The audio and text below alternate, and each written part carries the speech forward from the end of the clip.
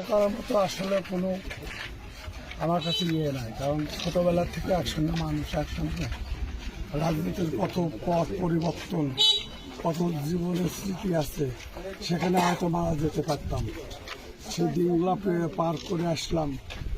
তারপর মাফিয়া সরকারের একটা মিথ্যা মামলায় এই ফরমায়েশের রায়, এই যে সাজা ভোগ দীর্ঘদিন, মৃত্যুটা জেলের মধ্যেই হবে, জেলের মধ্যেই মৃত্যু হবে। কিন্তু আল্লাহ পাকের অশেষ রহমতে এই মাফিয়া সরকার পতনের পরে মুক্তি মেলে 2টা বছর কারাগারে সেললে, এই কন্ডম সেলে একসঙ্গেই ছিলাম। আমাকে 2টা বছর মানে বন্ধু হিসাবে কোনো একটি কাজ, কোনো একটি কর্ম, কোনো কিছু আমার কাজ করতে পারে, সব নিজ দায়িত্বে বন্ধু করেছে।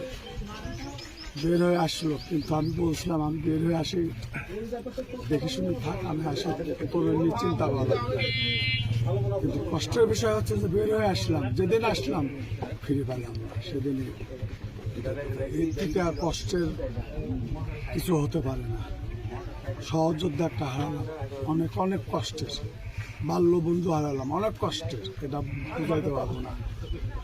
আল্লাহ তাআলা ওর রুহের মাগফিরাত কামনা করে, এই দোয়া করি আমরা, ওই জন্য আল্লাহ তাআলা ওর সকল গুনাহ মাফ করে ওকে যেন বহিষ্ঠ নসিব করে।